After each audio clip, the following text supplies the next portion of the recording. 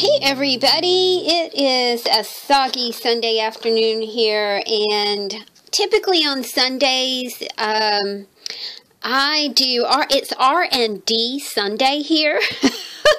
It's research and development. On Sunday I really do like to try to think of some new things to go into my flow journals. It's also a day for like processing paper and finding new ephemera and organization and that kind of thing. So that's kind of what I do on Sundays.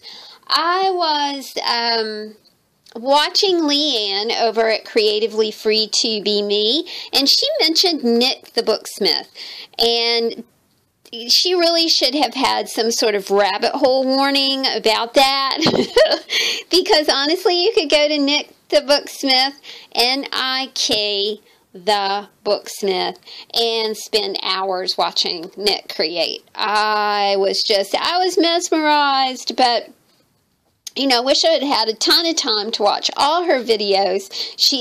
I'm subscribed to her channel now, and hopefully I will be catching up with her videos soon. But she created a piece of paper.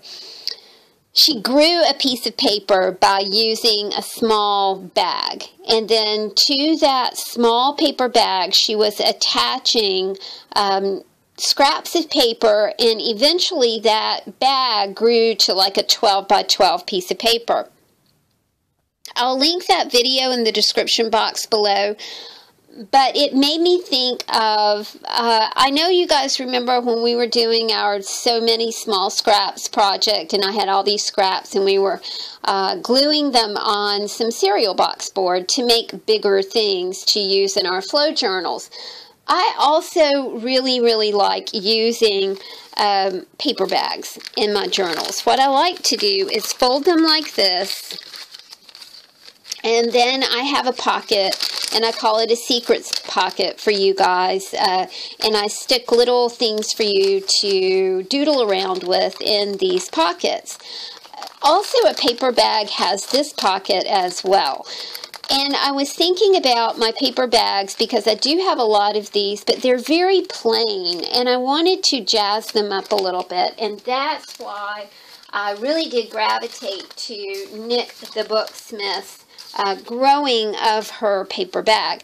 Now, this is a paper bag that I am doing that technique on, and I really do like the way it's turning out. The thing that you have to remember, if you're using paper bags in a flow journal or another journal, just remember that you've got a fold area here, so you'll want to kind of be careful about what you paste onto here. Anything like you know, the thin pieces of cardstock of scrapbook paper are going to work, but when you get something thicker like a piece of cardstock, you just have to be mindful of it. You know, you don't want to do this and then have it pop off. But anyway, since it's soggy and icky, but hey, it is 70 degrees here, so I'm kind of happy. It's raining like crazy, so I thought this would make a nice rainy day Sunday project for you guys. And there is nothing to it. How I did mine, and how Nik does hers is she uses some glue, and then she just places cardstock and scraps onto her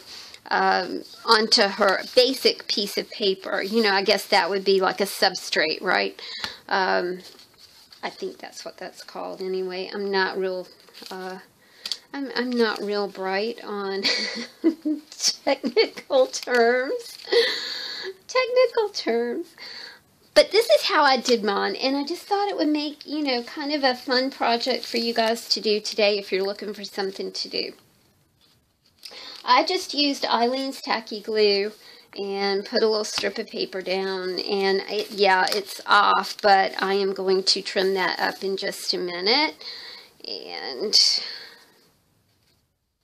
let's see what else we have here. And you can use you can use all your sweet scraps. You know how much I love scraps. I'm putting the glue directly on the surface. and then kind of just rubbing my paper in it. Not being persnickety at all. Because sometimes when you get persnickety, you persnickety the fun right out of something. This is my pocket right here, so I want to be a little bit careful about how I place this particular strip right along here. And so far everything's fitting and fitting quite nicely. Just try not to glue, you know, if you do want to use this as a pocket, y'all, just try not to glue it together.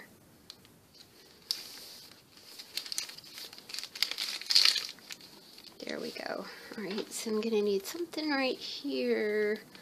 Let's see, kind of like this. It kind of doesn't really go with anything.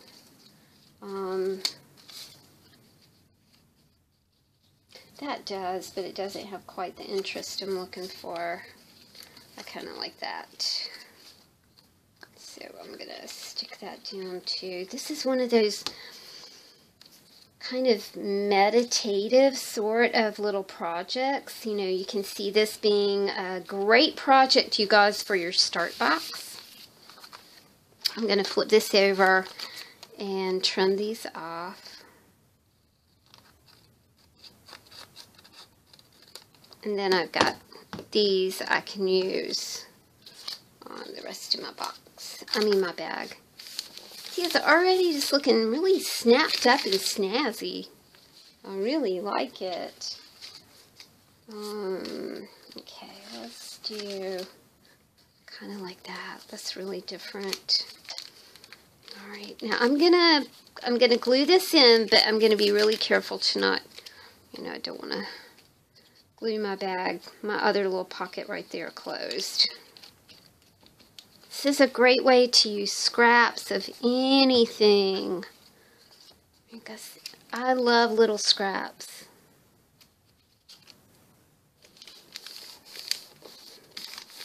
Leave that there. Dig in here and see what else I can find.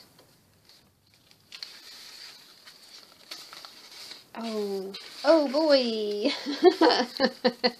Oh boy. Okay, I do like that too, but I think we'll start, we can fill in right here and then start making things go this way. Okay, this is cool. I'm going to bring it down this way a little bit. I can't really wait to get into Nik's channel. It just really looks very, very interesting. She certainly does some beautiful, beautiful work. So it'll be a lot of fun to check that out. Okay, this is an example of one of those. This is cardstock. Okay, so this is not scrapbook paper. So I'm going to check my fold here. Now, where am I folding? I'm folding right here. I'm not going to crease. I just want like a visual reminder of this is where I really cannot put scrapbook paper because it just does not fold correctly. So I've got my little crease right here, so I know that I can use a little piece of scrapbook paper right here.